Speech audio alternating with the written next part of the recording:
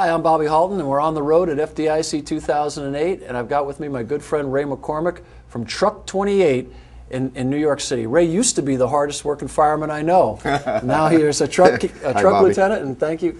Truck captain or lieutenant? No, truck lieutenant. Truck lieutenant. Right. And how are you liking the truck? This I is love your it. first year on the truck. I love it. It's in the same firehouse, a 69 engine, and great people I work with. They make it easy. So you got tired of working hard and fighting all the fires? Exactly. And decided to go do some truck work? Exactly. Getting back to my roots. There's always that truck engine battle going on. Oh, it makes it great. And Ray's the star of Training Minutes, as everybody's seen. Some great tips out there. Thank you. And he taught hose loads for us this year. So I'll tell you, one-man band and article after article, I'll tell you what, it's nobody more prolific right now in terms of attacking the problem from really all the angles than you are, I think, in terms of the fire services, as far as leadership and looking at things.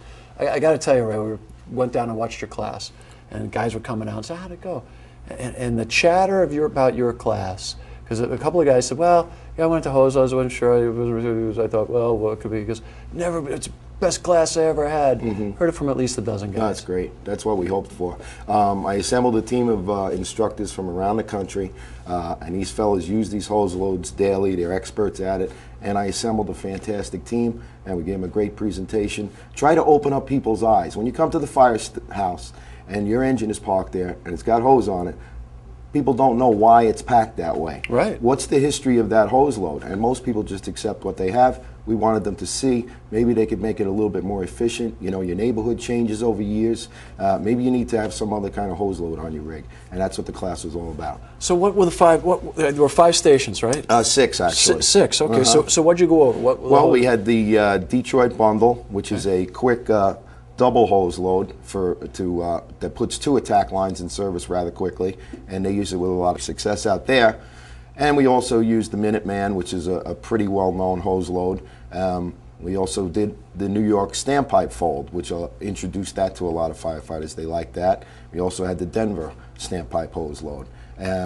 We also did a thing on how to just know how much hose you have on a rig by the way you lay the hose in the bin. And you can quickly look at the rig and say, okay, we have 150 feet of pre-connected right there.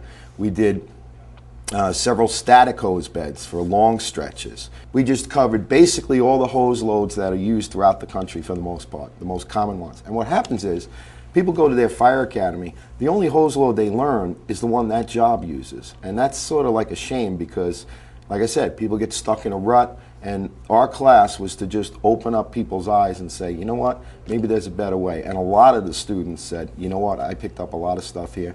And most of the feedback that I got was, great instructors, and that was what I couldn't ask for a better team. Heard the same thing too, and it was interesting too. One kid had a really insightful comment because we had to hang around to do the hokey pokey with Dave Price, who was a great guy. You're right. It turned out to be a great day. But the young man said, you know, I found 2 loads that would work great in my department. I said, 2 loads? He said, yeah, well, this one would work great in this part of the town, this one would work great in that part of the town.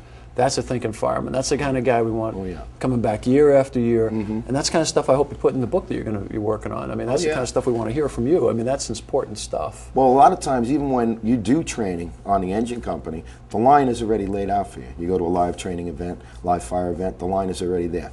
We have to get back to, how's it coming off the fire truck? How is it loaded?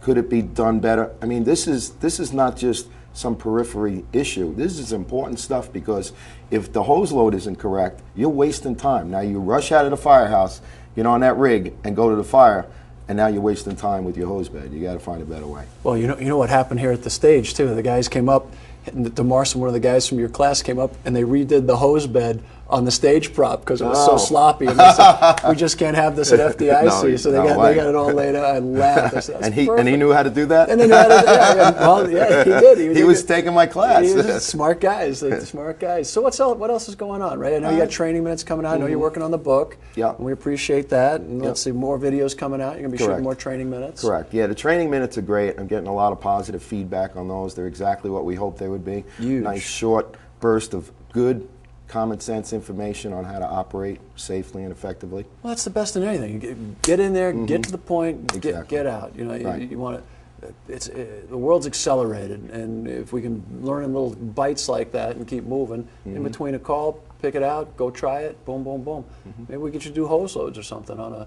It's possible, on sure. some Training Minutes. That wouldn't be a bad idea. It's not a bad idea at all.